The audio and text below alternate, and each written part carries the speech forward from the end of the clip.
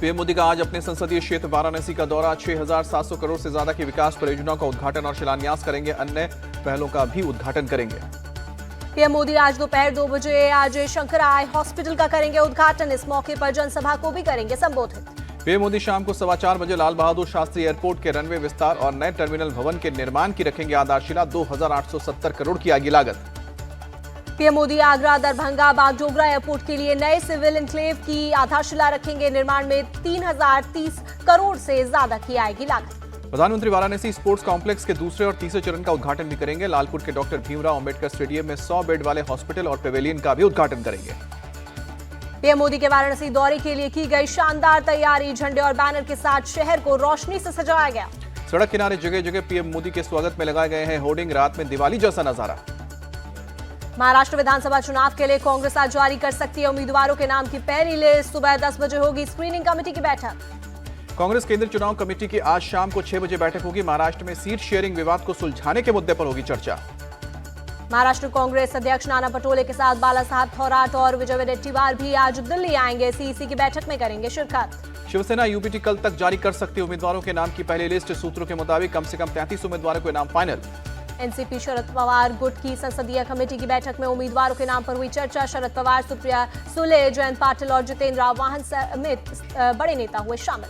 Maharashtra Congress chief Nana Patole का आरोप, voter list में बाहरी लोगों का नाम जोड़ा जा रहा है, मूल वोटर का नाम हटाया जा रहा है। संजय राउत बोले, बोगस वोटर के मुद्दे पर जरूरत पड़ी तो चुनाव आयोग के खिलाफ बड़ी रैली करेंगे। महाराष्ट्र कांग्रेस के पर्यवेक्षक टीएस सिंहदेव बोले, जीतने की क्षमता के आधार पर ही मुसलमानों को टिकट दिया जाएगा। डिप्टी सीएम देवेंद्र फडणवीस बोले, बीजेपी की पहली लिस्ट कभी भी आ सकती है। ज्यादातर सीटों पर बन गई है सहमति। महायुति में बड़ा फैसला, जिन सीटों पर बन गई है सहमति उस पर अपने अपने कैंडिडेट का कर सकते हैं ऐलान। सीएम एकनाथ शिंदे बोले, सीट बंटवारे को लेकर जल्द गुड न्यूज देंगे। महायुति में बातचीत अंतिम चरण में है। महायुति में सीट शेयरिंग हुई है फाइनल। महाराष्ट्र की 155-160 सीटों पर बीजेपी लड़ सकती है चुनाव, सूत्रों से खबर। शिवसेना शिंदे गुट 75 से 80 सीटों पर लड़ सकती है। 50-55 सीट पर अजित पवार की पार्टी लड़ सकती है चुनाव। मुंबई में बीजेपी 18, शिंदे गुट 16 और अजित पवार की एनसीपी 2 सीटों पर चुनाव लड़ सकती है। एनसीपी अजित पवार गुट ने मैनिफेस्टो कमेटी गठित की। दिलीप वलसे पाटिल के नेतृत्व में 18 सदस्य बनाएंगे घोषणा पत्र। केंद्रीय मंत्री रामदास अठावले का बयान, मैं जिसके साथ वही सरकार बनाएगा। रामदास अठावले ने महाराष्ट्र की 8 सीटों पर ठोका दावा। कहा, आरपीआई महायुति को दलित बुद्धिस्ट वोट ट्रांसफर कराएगी। महाराष्ट्र से महायुति की सरकार जाएगी तो दिल्ली से भी इनकी सरकार चली जाएगी, अखिलेश यादव ने साधा निशाना। हरियाणा में हार की गलती को नहीं दोहराएंगे। बीजेपी होशियार पार्टी है, हारी हुई चुनाव जीत गए, अखिलेश यादव का बयान। सपा उम्मीदवारों के ऐलान पर बोले अखिलेश यादव, हम किसी तरह की देरी नहीं करना चाहते। कांग्रेस और उद्धव गुट सीएम पद के लिए लड़ रहे हैं। शिंदे गुट के नेता संजय निरुपम का बयान। झारखंड के लिए बीजेपी ने 66 उम्मीदवारों की लिस्ट जारी की। धनबाद से बाबूलाल मरांडी, जामतारा से सीता सोरेन और सरायकेला से चंपाई सोरेन को टिकट। दो पूर्व सीएम अर्जुन मुंडा और मधु कोड़ा की पत्नी को बीजेपी ने चुनाव मैदान में उतारा। मीरा मुंडा को पोटका, गीता कोड़ा को जगन्नाथपुर से टिकट।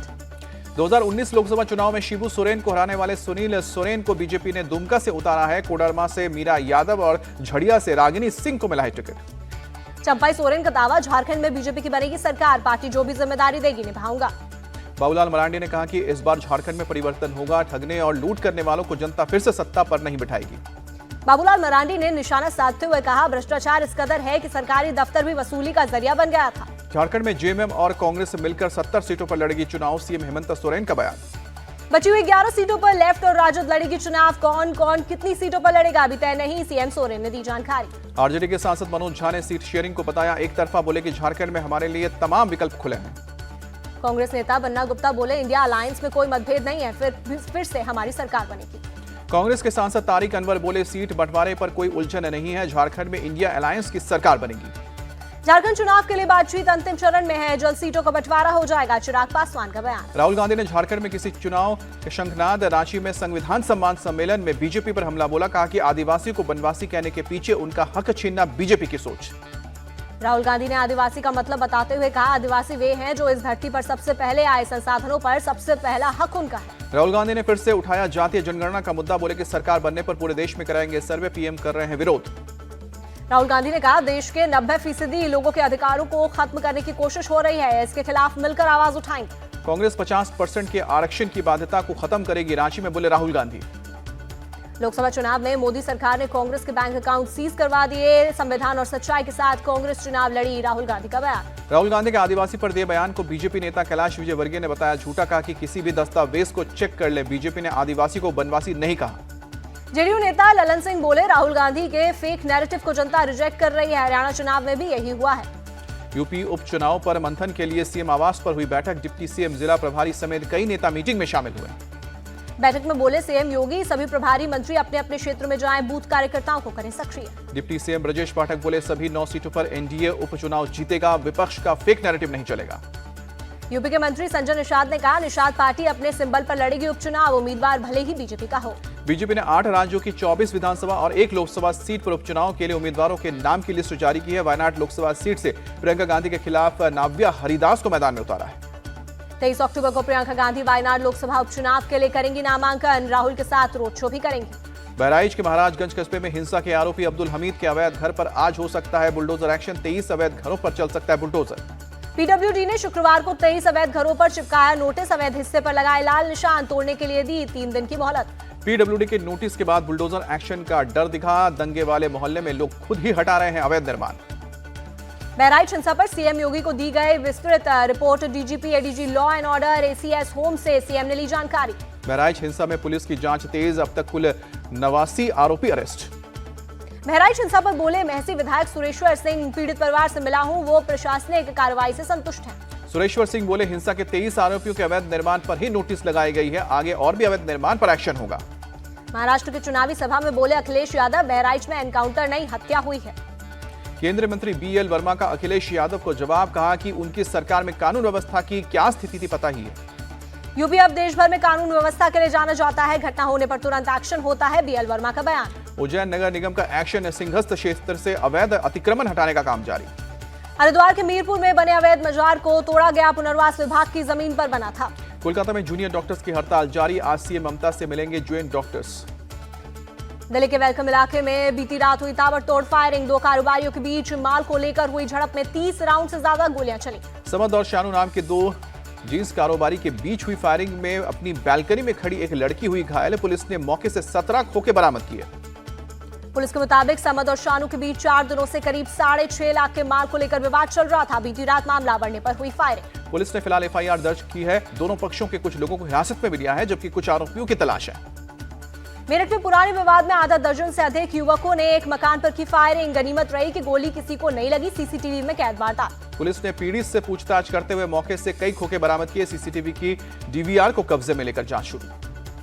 यूपी के सहारनपुर में बड़ा हादसा होने से बचा। एक मकान में रखे एलपीजी सिलेंडरों में आग लगने के बाद हुआ विस्फोट। फायर ब्रिगेड ने बहुत मुश्किल से आग पर पाया काबू। फायर ब्रिगेड की टीम ने मकान के अंदर फंसे लोगों को बाहर निकाला। मकान में अवैध रूप से गैस रिफिलिंग का काम किया जाने की आशंका। हादसे के बाद पूरे इलाके में मची दहशत। सिलेंडर में विस्फोट के साथ आग की ऊंची ऊंची लपटें उठ रही थी। गाजियाबाद में ट्रेन की चपेट में आया ट्रैकमैन, नाराज रेलवे कर्मचारियों ने प्रदर्शन किया। बोले लोको पायलट ने नहीं बरती सावधानी, जिसकी वजह से उन्होंने अपने साथी को खो दिया। सूचना मिलते ही मौके पर पहुंचे डीआरएम, कर्मचारियों को समझाकर रेल यातायात किया गया बहाल। आगरा में रील्स बनाने के दौरान दरदरा खासा, लोहे की जाल से युवक की गर्दन कटी। जम्मू कश्मीर के सुरनकोट में 2 आतंकी अरेस्ट, कई आतंकी गतिविधियों में थे शामिल। छत्तीसगढ़ के नारायणपुर में एक जंगल में आईईडी ब्लास्ट, आईटीबीपी के 2 जवान शहीद, 2 पुलिस वाले घायल। कर्नाटक के बेलगावी में पुलिस का एक्शन, चेकिंग के दौरान गाड़ी में 2 करोड़ 73 लाख रुपए पकड़े। तमिलनाडु के मदुरै में बीती रात बदला मौसम का मिजाज, कई इलाकों में तेज बारिश। बारिश की वजह से सड़क यातायात हुआ प्रभावित, कई इलाकों में सड़कों पर लगा पानी। कोयम्बटूर में भी हुई भारी बारिश, आम जनजीवन प्रभावित। बारिश की वजह से सड़कों पर जलभराव, लोगों को आने जाने में हो रही है परेशानी। मैक्सिको दौरे पर वित्त मंत्री सीतारमण, मैक्सिको के वित्त मंत्री के साथ इकोनॉमी पर बातचीत। सड़क पर पैर रखने की नहीं दिख रही है जगह, लोग बाजार में खरीदारी करते नजर आए। बेंगलुरु टेस्ट के आखिरी दिन टीम इंडिया पर हार का खतरा। चौथे दिन टीम इंडिया 462 रनों पर सिमटी। न्यूजीलैंड को जीत के लिए मिला 107 रन का टारगेट। न्यूजीलैंड की तरफ से दूसरी पारी में विलियम पीटर और मैट हेनरी ने लिए भारत के 3-3 विकेट। एजाज पटेल के खाते में आए 2 विकेट। टीम साउदी और ग्लेन फिलिप को मिला है 1-1 विकेट। सरफराज खान का बेंगलुरु टेस्ट में बल्ले से धमाकेदार प्रदर्शन। सरफराज खान ने जड़ा टेस्ट करियर का पहला शतक। टेस्ट में 0 शतक लगाने वाले 18वें भारतीय खिलाड़ी। ऋषभ पंत शतक से चूके 99 रन पर विलियम पीटर ने किया ऋषभ पंत को आउट। 7वीं बार नर्वस 90s का हुई शिकार। ऋषभ पंत ने 5 छक्के और 9 चौके लगाए। विमेंस टी20 वर्ल्ड कप का फाइनल मुकाबला आज न्यूजीलैंड और दक्षिण अफ्रीका के बीच खेला जाएगा। फाइनल शाम 7:30 बजे से शुरू होगा मैच। दोनों टीमों ने अभी तक नहीं जीता टी20 वर्ल्ड कप खिताब।